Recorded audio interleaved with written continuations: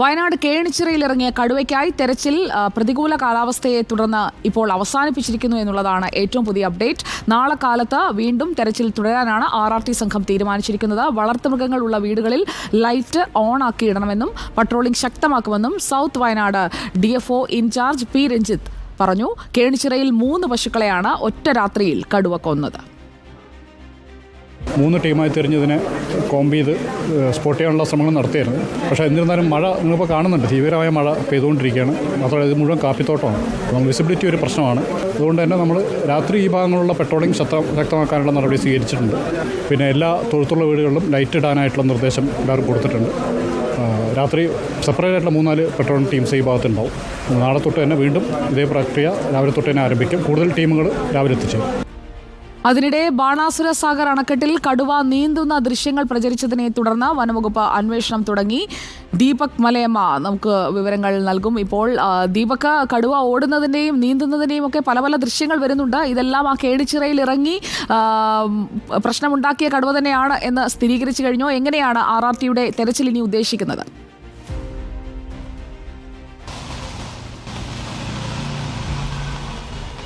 സുജയ, ആദ്യം പറയാം, രണ്ടും 2 സ്ഥലങ്ങളാണ്, 2 ദൃശ്യങ്ങളാണ് എന്നുള്ളതാണ്. ഇപ്പോൾ കേണിച്ചിറയിൽ സംഭവിച്ചിരിക്കുന്നത് 3 പശുക്കളെ ഇന്നലെ ഒറ്റ രാത്രി കൊണ്ട് കടുവ ഭക്ഷിക്കുന്ന സാഹചര്യമുണ്ടായി, അല്ലെങ്കിൽ കൊല്ലുന്ന സാഹചര്യമുണ്ടായി. അങ്ങനെ കടുവയെ പിടികൂടണമെന്നാവശ്യപ്പെട്ട് വലിയ പ്രതിഷേധമുയർന്നു. ഇന്ന് ഉച്ചയ്ക്ക് 2 മണിയോടുകൂടി കടുവയെ മയക്കുവെടി വെച്ച് പിടികൂടാനുള്ള ഉത്തരവ് ചീഫ് വൈൽഡ് ലൈഫ് വാർഡൻ്റെ ഭാഗത്ത് നിന്ന് വരികയും ചെയ്തു. RRT സംഘങ്ങൾ പ്രദേശത്ത് തെരച്ചിൽ നടത്തിയിട്ടുണ്ട്. പക്ഷേ കൃത്യമായി കടുവയെ ലൊക്കേറ്റ് ചെയ്യാൻ ഇതുവരെ സാധിച്ചിട്ടില്ല എന്നുള്ളതാണ്. പ്രതികൂല കാലാവസ്ഥ വയനാട്ടിൽ തുടരുന്നുണ്ട്. അതുകൊണ്ട് തന്നെ വൈകിട്ട് ഏതാണ്ട് 5 മണി കഴിഞ്ഞതോടുകൂടി ഇന്നത്തെ തെരച്ചിൽ അവസാനിപ്പിക്കേണ്ടിയും വന്നു. ഇനി അഥവാ പക്മാർക്ക് ഉൾപ്പെടെ പരിശോധിച്ച കടുവയെ ലൊക്കേറ്റ് ചെയ്യാൻ സാധിച്ചാൽ പോലും ഇന്ന് ഡാറ്റ് ചെയ്യാൻ കഴിയില്ല എന്നുള്ളത് കൊണ്ടാണ് അത്തരത്തിൽ പരിശോധനകൾ അവസാനിപ്പിച്ചത്. നാളെ പരിശോധന വീണ്ടും തുടരുകയും ചെയ്യും. അതേസമയം ചീഫ് വൈൽഡ് ലൈഫ് വാർഡൻ്റെ നിർദ്ദേശം ഉൾപ്പെടെയുണ്ട്. കൃത്യമായ പട്രോളിംഗ് ആ മേഖലയിൽ തുടരുമെന്നുള്ളതാണ്. ചെതലയം റേഞ്ചിന് കീഴിലുള്ള പ്രദേശത്തെ ഉദ്യോഗസ്ഥർക്ക് അത്തരത്തിലുള്ള നിർദ്ദേശം നൽകുകയും ചെയ്തിട്ടുണ്ട്. കാലിത്തൊഴുത്തുള്ള വീടുകളിൽ ഇന്ന് രാത്രിയിൽ ലൈറ്റ് അണയ്ക്കരുത് എന്നുള്ള നിർദ്ദേശവും വനംവകുപ്പ് സംഘം നൽകിയിട്ടുണ്ട്. ഏതെങ്കിലും തരത്തിൽ കടുവയുടെ സാന്നിധ്യമുണ്ട് എങ്കിൽ അത് നേരിടുന്നതിന് വേണ്ടിയാണ് അത്തരമൊരു നിർദ്ദേശം നൽകിയിരിക്കുന്നത്. 24 മണിക്കൂറും അത്തരത്തിൽ പട്രോളിംഗ് കേണിച്ചിറയിലെ കഴിഞ്ഞ ദിവസം കടുവ ആക്രമണം ഉണ്ടായ പ്രദേശങ്ങളിലൊക്കെ തന്നെ ഉണ്ടാകുമെന്നുള്ള ഉറപ്പ് വനംവകുപ്പ് സംഘം നൽകുകയും ചെയ്യുന്നുണ്ട്. നാളെ രാവിലെ മുതൽ ഇന്ന് നടന്നതിന് സമാനമായി ആദ്യം നടക്കുക കോമ്പിംഗ് ആണ്.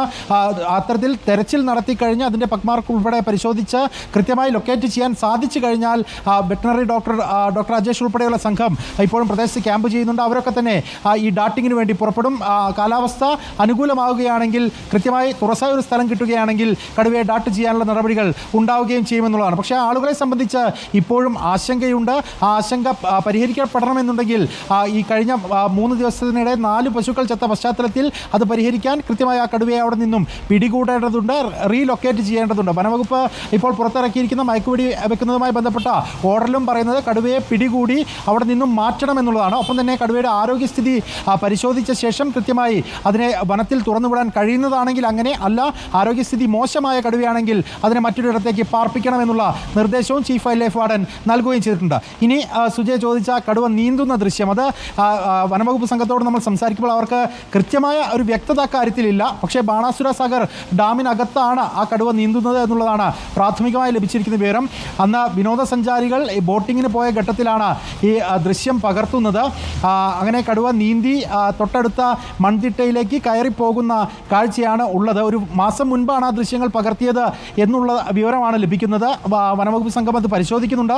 അതേസമയം തന്നെ ടൂറിസം കേന്ദ്രമാണ്, ആളുകൾക്ക് ആശങ്ക ഉണ്ടാകും. അത്തരം ആശങ്കകൾ ദൂരീകരിക്കാനുള്ള നടപടികൾ തുടങ്ങിയിട്ടുണ്ട് എന്നുള്ള ഒരു ഉറപ്പ് വനംവകുപ്പ് സംഘത്തിൻ്റെ ഭാഗത്ത് നിന്ന് ലഭിക്കുകയും ചെയ്യുന്നുണ്ട്. എന്തായാലും 2 കടുവകളാണ് ഇപ്പോൾ പിടികൂടാൻ നിശ്ചയിച്ചിരിക്കുന്നത്. തോൽപ്പട്ടി 17 എന്ന് വനംവകുപ്പ് സംഘം അവരുടെ ഡേറ്റാബേസിൽ രേഖപ്പെടുത്തിയിട്ടുള്ള കടുവയാണ്.